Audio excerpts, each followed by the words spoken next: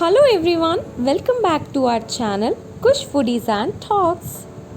సద్దుల బతుకమ్మ ఒక స్పెషల్. ఎందుకంటే బతుకమ్మలు పేర్చి ఆటలాడి నైవేద్యాలు పంచుకొని వాయినాలు ఇచ్చుకొని చాలా సరదాగా గడుపుతాం.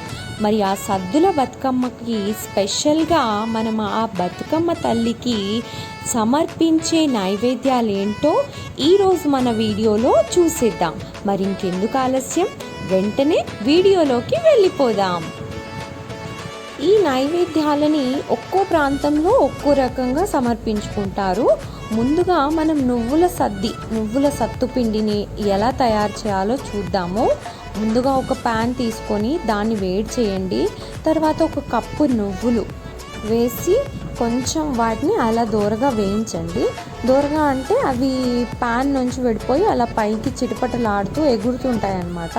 సో మీరు లో ఫ్లేమ్లోనే వేయించండి, ఎందుకంటే ఫ్లేమ్ హై అయితే నువ్వులన్నీ బయటికి ఎగిరిపోతాయి.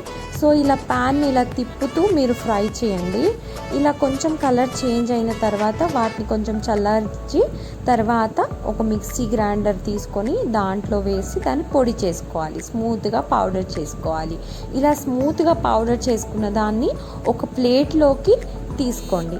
ఇప్పుడు దీనికి బెల్లం పొడి లేకపోతే బెల్లం తురుమునైనా జత చేయొచ్చు. ఈ బెల్లం పొడి వేసి బాగా కలపండి.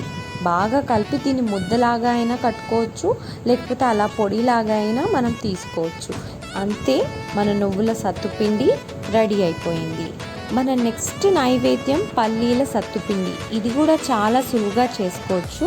ప్యాన్ తీసుకొని ప్యాన్ వేడెక్కిన తర్వాత దాంట్లో ఒక కప్పు పల్లీలు వేసి వాటిని కొంచెం దూరగా వేయించుకోండి. మరీ ఎక్కువ మాడిపోయేట్టు కాకుండా కొంచెం దూరగా వేయించుకోవాలన్నమాట. చూడండి, ఇలా కొంచెం పల్లి అనేది కొంచెం విరిగిపోతుంది. ఇలా అయిన తర్వాత పొట్టు ఈజీగా వస్తుంది. పొట్టు తీసేసి మనం మిక్సీ జార్లో వేసి దాన్ని మెత్తగా పౌడర్ చేసుకోవాలి. దీంట్లోనే నేను షుగర్ కూడా యాడ్ చేశాను. షుగర్ కూడా యాడ్ చేసి మీరు పట్టుకోండి. అంతే, మన పల్లీల సత్తుపిండి రెడీ అయిపోయింది. నెక్స్ట్ సత్తుపిండి బియ్యం సత్తుపిండి.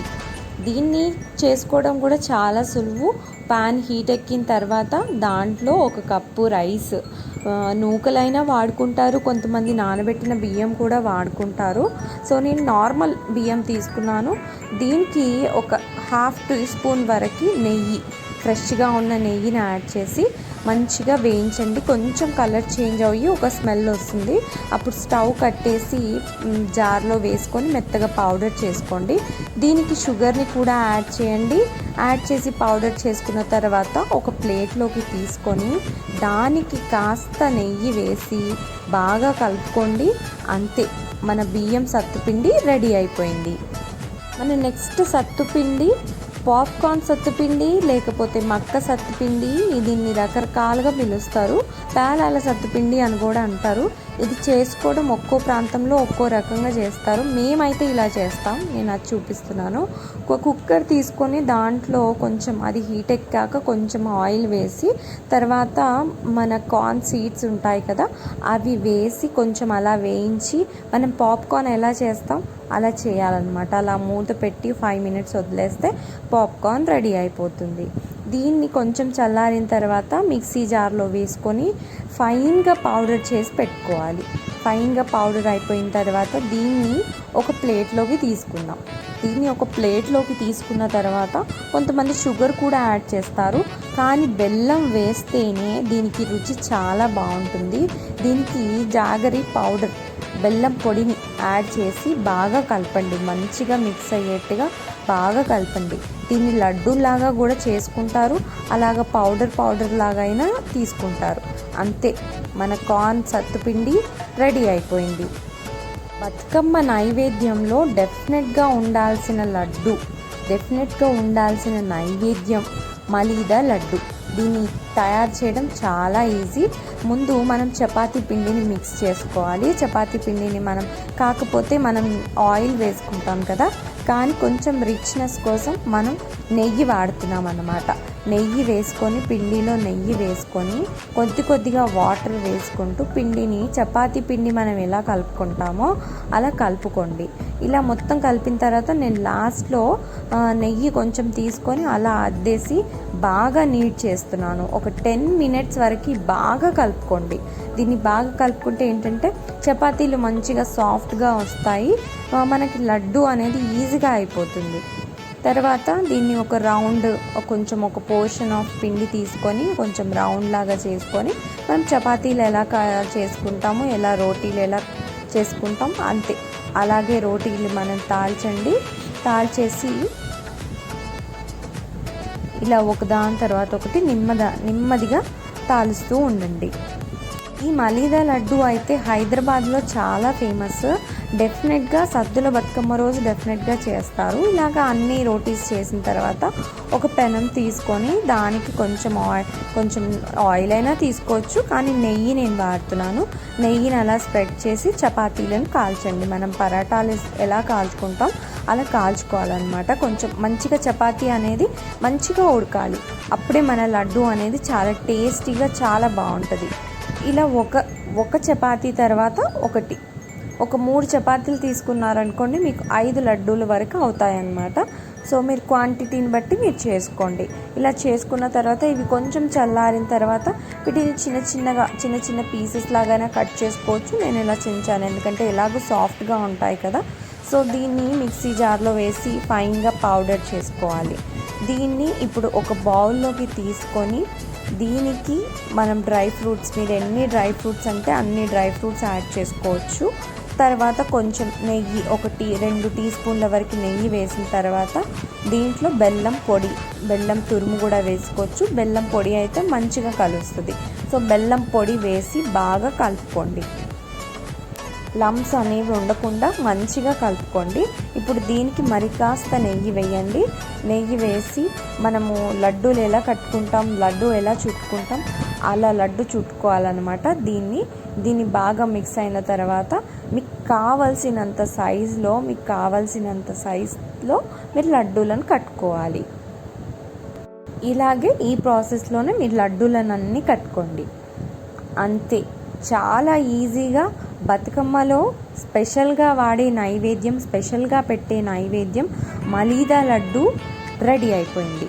నెక్స్ట్ నైవేద్యం చింతపండు పులిహోర అనేది డెఫినెట్గా మనం పెట్టాలి. ఎందుకంటే అమ్మవారికి మన కోరుకున్న కోరికలని మన అమ్మవారు తీర్చాలి అనంటే ఖచ్చితంగా ఆడపిల్లలు చింతపండు పులిహోరని నైవేద్యంగా పెట్టాలి. ముందుగా ఒక పాన్ తీసుకొని దాంట్లో ఆయిల్ వేసి అన్ని పోపు దినుసులు వేసుకోవాలి. తర్వాత పచ్చిమిర్చిని ఇట్లా మధ్యలో ఘాటు పెట్టుకోండి, ఎందుకంటే చిటపటలాడకుండా పైకి చిమ్మకుండా ఉంటాయి. దీంట్లోనే మిరియాలు కూడా వేసుకొని కొంచెం ఫ్రై చేసుకోండి. అలా ఈ ప్రాసెస్ అంతా సిమ్లోనే చేసుకోవాలి.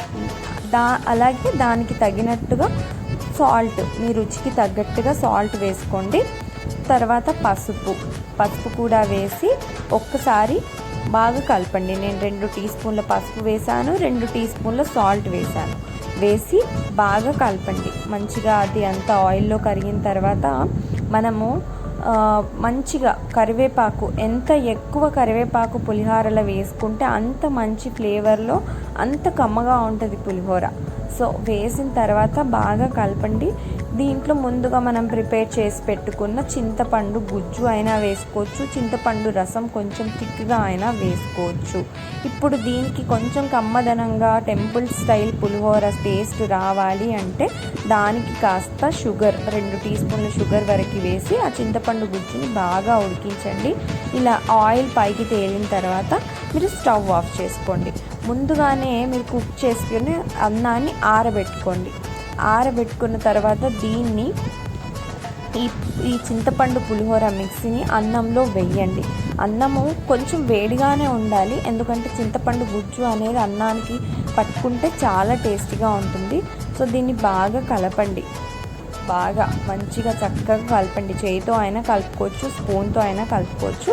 అంతే, కలుపుకున్న తర్వాత దీన్ని సర్వ్ చేసుకోండి. అలా ఒక 5 నిమిషాలు అలా వదిలేసి అంతే, మనకి ఎంతో టేస్టీగా ఉండే చింతపండు పులిహోర రెడీ అయిపోయింది. నెక్స్ట్ దద్దోజనం, పెరుగన్నం.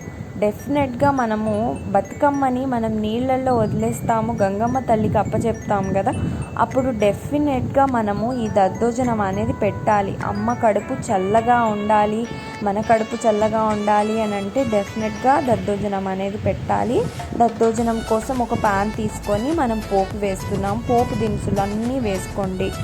ఆవాలు, జీలకర్ర, శనగపప్పు, గుండు మినప్పప్పు, అలాగే తరిగిన పచ్చిమిర్చి, తగిన అల్లం ముక్కలు, ఇంకా 2-3 మిరియాలు అలా దంచేసి అలా వేసేసుకొని బాగా ఫ్రై చేయండి. కరివేపాకు కూడా వేసుకొని అలా ఒక 2-3 నిమిషాల పాటు వాటిని వేయించుకోండి కలర్ మారేంత వరకు. అంతే. దీంట్లో ఇప్పుడు కాస్త సాల్ట్ కూడా వేసుకోవచ్చు. అలాగే వండిన అన్నాన్ని కాస్త మెత్తగా పిసుక్కొని పక్కన పెట్టుకోండి. ఇప్పుడు దీంట్లో నేను యాడ్ చేస్తున్నాను 1 కప్పు పాలు, పాలకి 1 కప్పు పెరుగు కూడా యాడ్ చేసుకోండి. పాలు ఏంటంటే మన పెరుగన్నం అనేది కమ్మగా ఉండడం కోసం మనం పాలు యాడ్ చేస్తున్నాం. ఎందుకంటే లేట్ అయినా కూడా మన పెరుగన్నం అనేది పులుపు ఎక్కదు, చాలా టేస్టీగా ఉంటుంది, తినడానికి నోటికి రుచిగా ఉంటుంది. ఇప్పుడు దీన్ని మనం ముందుగా పోపు వేసుకున్నాం కదా, ఈ పోపునంతా ఈ పెరుగన్నంలో వేసి బాగా కలుపుకోండి. కొంచెం సాల్ట్ కూడా ఇప్పుడు మీరు యాడ్ చేసుకోవాలి. సో బాగా కలుపుకోండి. బాగా కలిపిన తర్వాత మీకు వీలైతే గుప్పెడు దానిమ్మ గింజలు వేసుకోండి, లేకపోతే స్కిప్ చేయొచ్చు. ఈ దానిమ్మ గింజలు కూడా వేసిన తర్వాత బాగా కలుపుకోండి. అంతే, మన దద్దోజనం చాలా టేస్టీగా ఉండే దద్దోజనం రెడీ అయిపోయింది. చూసారు కదా బతుకమ్మకు మనం సమర్పించే నైవేద్యాలు. ఈ వీడియో నచ్చితే మీకు లైక్ చేయండి, షేర్ చేయండి, అలాగే తప్పకుండా మా ఛానల్ని సబ్స్క్రైబ్ చేయండి. పక్కన ఒక బెల్ ఐకాన్ ఉంటే దాన్ని ప్రెస్ చేయడం అస్సలు మర్చిపోకండి.